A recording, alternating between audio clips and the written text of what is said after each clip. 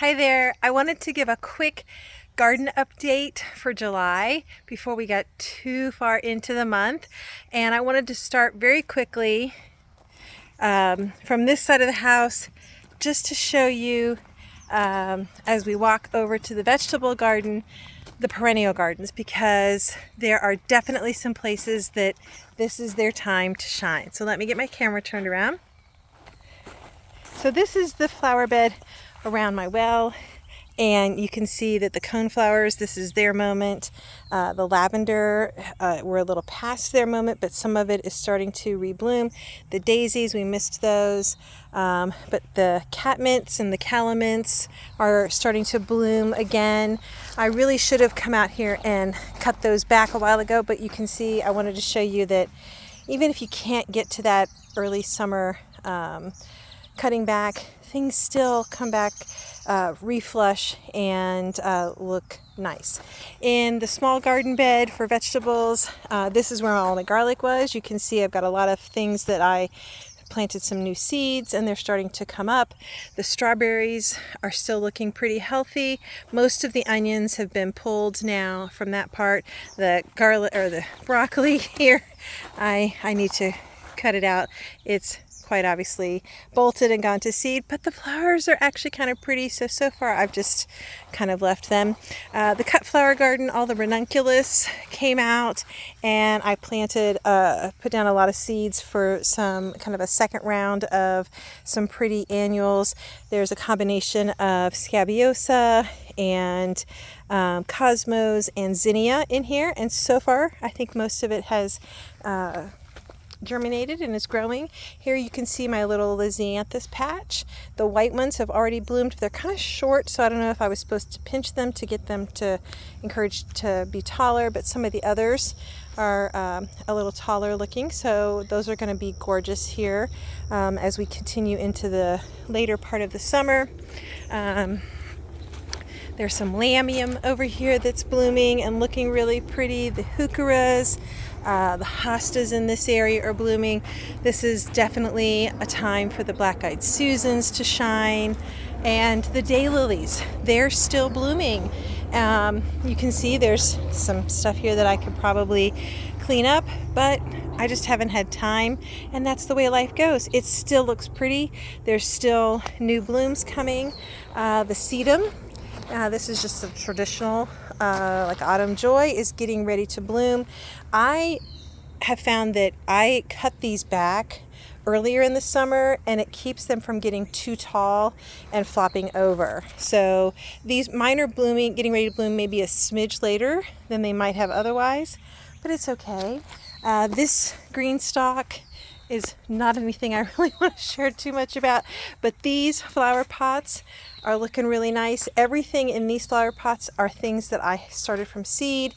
It's mostly some annual geraniums. You can see I probably could come through and deadhead here, and some violas that are still hanging on and blooming, even though they're more of a cool weather type of flower. You can see some of them are looking a little not as happy and leggy, but for not having to put a whole lot of time into this other than starting the seeds and planting them, I don't feel too bad about how they look. They add some color back here.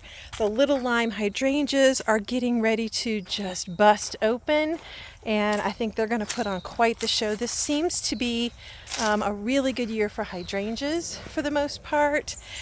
This is my proudberry coralberry. The blooms on this are not terribly showy, but all of these little blooms, clusters that you see, will turn into the sweetest pale pink berries a little later in the fall, towards the fall, and it just looks so pretty. And this is a shrub. You cut this down to about 12 to 18 inches tall every spring, and this is all fresh growth. It just looks so nice. These are some little hydrangeas that I've waited 2.5 years to get to see. You can see these blossoms are actually probably could be cut off, but they even still look kind of neat, kind of an antique pink color, but they came in more in like a bluish kind of color now, because the soil acidifier that I put on these in the fall has now taken its effect on the new blooms. I think what's happening is the blooms you see here, because we had a very mild spring, early spring, late winter, these are actually off of the old wood. And so they came in fairly pinkish, but the new stuff is coming in more blue. So I think that's going to be a really neat combination. These are a mountain type of hydrangea called, I think, Tiny Tough Stuff, or yeah, Tiny Tough Stuff, I think. This might actually be, is that a weed? That might be a weed, I'm not sure. So the Weigelas that are supposed to be rebloomers have a few blooms, but I also gave all of my Weigelas a really intense cutback this year. So I think that's okay. Although the little ones are looking, some of them especially happy, and I love these. Don't even have to rebloom necessarily to put on a show because of the variegation, but it's even got a few blooms in here. So this lavender is still looking pretty good, although it probably could be cut back. The sage and this lavender is still looking pretty. This is starting to topple over a little bit, but this is their first year. This is stuff that I planted and started as seed using the winter sowing method, not January 24, but January 23. So I planted these late summer. This is a type of, I think it was called like a tiger lily maybe. And oh, look how pretty those blooms are. It's definitely a lily. And then this is some type of a tall purple coneflower in the center. And until it started kind of leaning here, this was looking pretty impressive. Almost shrub-like in its size. This is some blue grama grass that I started from seed last year with the seed starting I did in 23, and you can see it's getting the little seed heads that are look at these. They look kind of like little grasshoppers when they're moving in the wind. You can see this coreopsis definitely needs a trim up. But it was really pretty when it was blooming. And there is some threadleaf coreopsis in there doing its thing. Here, this Weigela is definitely reblooming. And then we've got some coneflowers I started from seed last year that didn't get to bloom last year, but it looks like I'm going to get to see some blooms this year. That, I believe, is a weed. That's some kind of coneflower. And the limelight, some of them are getting some blooms, some of them are a little slower because I gave these an early summer second prune to see if I could control the flapping when we get heavy rains as an experiment this year. So we'll see how that goes. And then, the cottage garden is looking, it is having such beautiful moments. All of the hydrangeas have started to really open up their blooms. There's lots of coneflowers. I love those darker pink ones in there. I think that's the powwow berry I started from seed. These are some other type. I think I can't remember. That's a green twister. You can see kind of back there is a whole collection of calamint that I bought as little quart-sized plants a couple of years ago, and they are just loving life.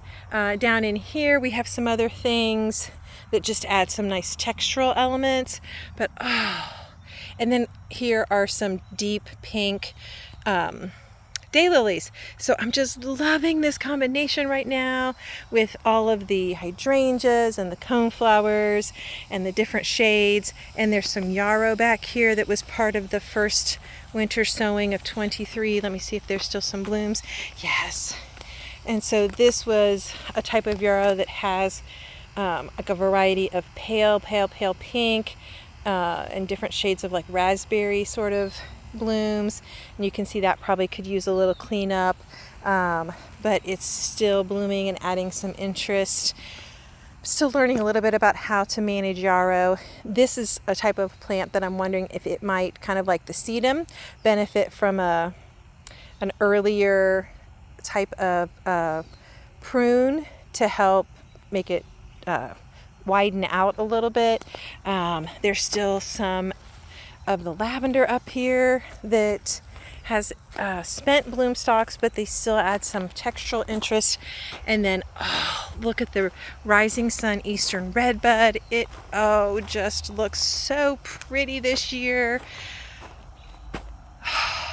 Isn't that lovely? And that's only been here. I had that plant. I planted that in like early April, late March of 22. So 2 years. All of this up here is only about 2 years old.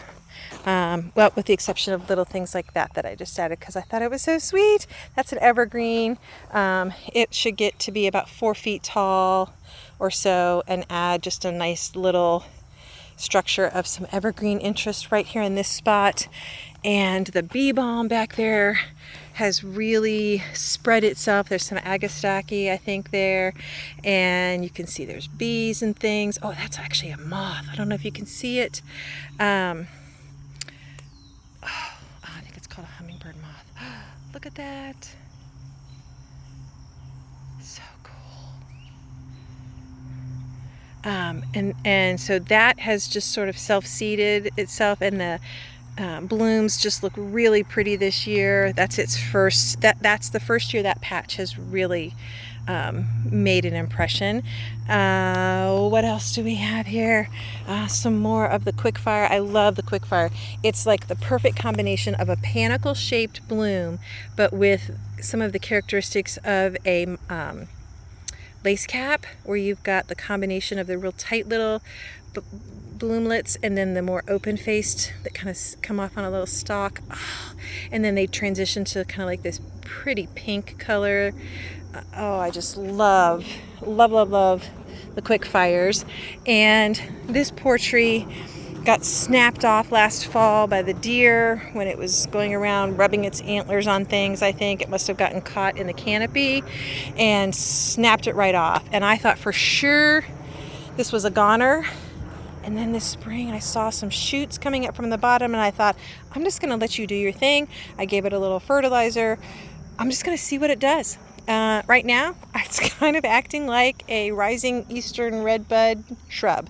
And so I'm just going to see what happens over the next couple of years with this. And maybe I'll still get a tree out of it. We'll see. And even things like this. This is a... I've lost the word. I'll find it and I'll try to come back and tell you in a little bit. But it's a type of an indigo, and baptisia. There it is. This is a baptisia, and you can see. So spring is when the blooms are the most gorgeous on these. They have these stalks with all of these beautiful little bell-shaped kind of blossoms, and then they turn into these seeds pods, and sometimes I cut them off and sometimes I leave them on because it does kind of add us an interest. And the shrub itself is quite large, and it's really not, I don't even know if you can technically call it a shrub. These things completely die back and come back fresh in the spring. I don't know if you can see the base of this one. It looks like asparagus stalks, and that's exactly what it looks like in the spring. It looks like I've got asparagus coming up, and just each year more stalks have come up, and then all of this new growth flushes out and creates just such a spectacular. That's one plant. Oh, here's another one. They're just so pretty. And then here is a collection of, I believe, some rudbeckias that I have planted. I'm not even sure if these are perennials. These may have just self-seeded. I can't remember, but I think this is cherry brandy. I am not even sure what that one is. They might be a type of like a black, related to like black-eyed Susans, that maybe they are perennials. Whether they self-seeded or not, I'm just loving this little patch of color. It is just gorgeous. I particularly like this patch because I'm not as big a fan of like autumn color palettes, but oh, just look at that. How beautiful is it? And then we've got some more lavender over here, some different types, and some more hydrangeas and some more daylilies. The perennial gardens are just looking fantastic, and I haven't even showed you some of the stuff over there, but I wanted to share a little bit of the things that are having their moments of glory right now. This took a little longer than I thought, so let me give you a real quick peek at the vegetable garden. And then we'll call it a day for our early July garden update. The things that I planted here are starting to really root in. I'm seeing a lot of new growth. They're coming along nicely. Some of these are annuals. There's a couple of weeds, but there's also, I tried to put some perennials in here, a couple smaller shrubs, and those, I'm really excited to see these two and these two. Those are actually dahlias that I started from seed. So I'm very curious to see what they look like. I've never had dahlias before. I know that if I like them and want them to be back again next year, I'll have to dig up their tubers, kind of like a bulb, that they would not be something that would last through the winter. And I think over here is where I'm going to do more cut flower types of things, like I think the Lysianthus and Ranunculus that I've been putting in that other garden are going to live here next year because it gets a lot more direct sun. You can see the calendula, most of it's still liking its life, although some of these here I'm not sure why I didn't grow as much. I've got a cute little teddy bear sunflower and it's starting to have some blooms. Look how sweet is that. And zinnias, I never could get the idea of why people would be so excited about zinnias. I get it now. These are all from seed that I just dropped along the front of the flower bed or the garden here, and they have done, man, just fantastically. They're so pretty. They're fairly sturdy. I'm just now starting to see a little bit of leaning over, and this is one called the Pink Senorita. It has been having blooms for quite a while now. This one kind of, oh, let me not do that. Start to pull it out. Didn't mean to do that. We'll see if that survives. And then there's a bunch of yarrow here because these are, a lot of these are things that are beneficial to have near your vegetable garden. So we'll see how well this has helped everything. You can see I got my door finally built and installed on this part of the garden. All the other openings now have fencing to keep unwanted creatures out. I'm starting to get some cherry tomatoes, grape tomatoes. These are prairie fire. I'm very impressed so far with prairie fires. These are white, pink bumblebees that I loved from last year. And honestly, these are things that I come out here and I just eat them straight off the plant. It's like my little prize for doing work in the garden. And this is a type that's yellow. Let me see which ones these are. Esterina. Oh, that one's probably ready. Also very tasty. These I thought were purple bumblebee. They are obviously not. I'm wondering if this might be one that I planted that's started that's kind of like an ox heart. There has been a little bit of blossom end rot, but so far, for the most part, that seems pretty happy. You can see some others over there that are turning red. This is the pepper patch. I'm starting to see peppers. I have not seen a whole lot yet turning color, although these are mini bells and they're kind of light. So I don't know if they're getting ready to turn yellow or if maybe there's some sort of hot pepper by accident. These ones so far are green. These are both mini bells. That I believe is jalapeno. So I've got lots of plants that have either blossoms or some small peppers on them. So I am very hopeful. Like here's one, nice big one. Not, like I said, nothing really has turned red or orange yet, and most of the varieties that I planted are ones that should do that. So but there are also some, like that large one that I just showed you.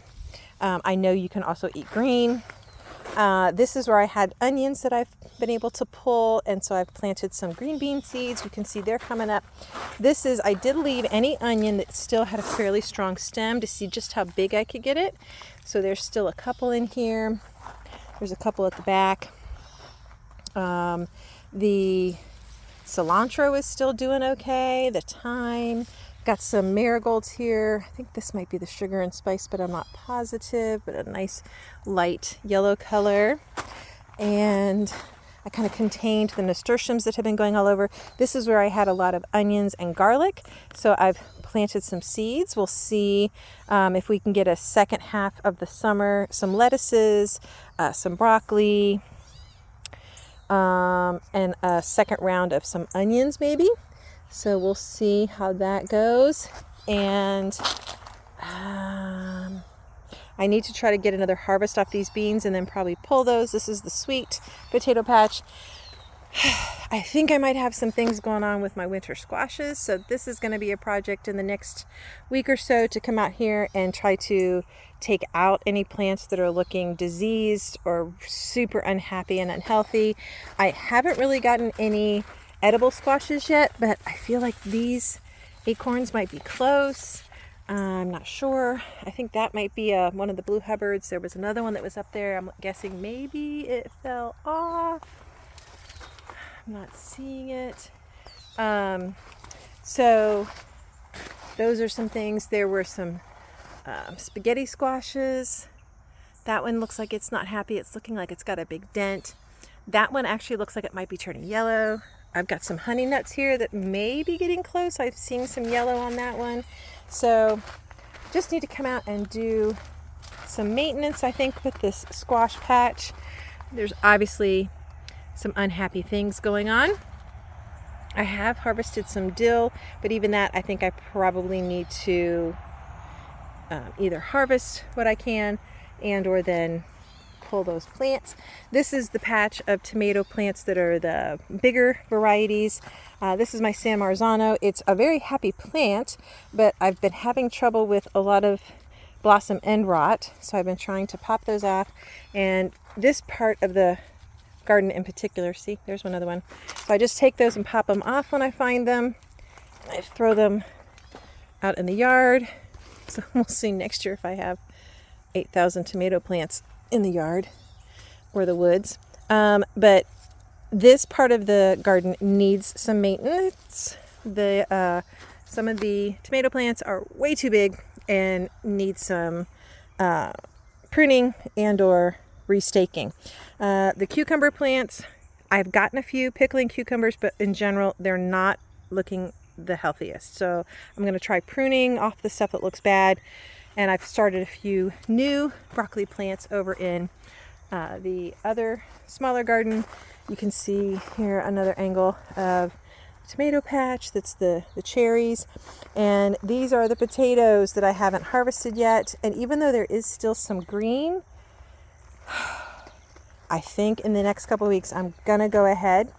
Maybe, I don't know. I'm really trying to resist digging anything up over here until I absolutely have to, just because I want to try to get as much potatoes. There's another potato bag over there, so we'll see. But the peas are obviously done. It's time to pull those. I've got some new cucumber plants started here, and so just some maintenance work that needs to happen in the vegetable garden. But for the most part, things are growing, things are happy, things are healthy, and I'm enjoying all the things in Aunt Susan's garden. Thanks for joining me today. P.S. I just had to show you these other hydrangeas. Look how beautiful.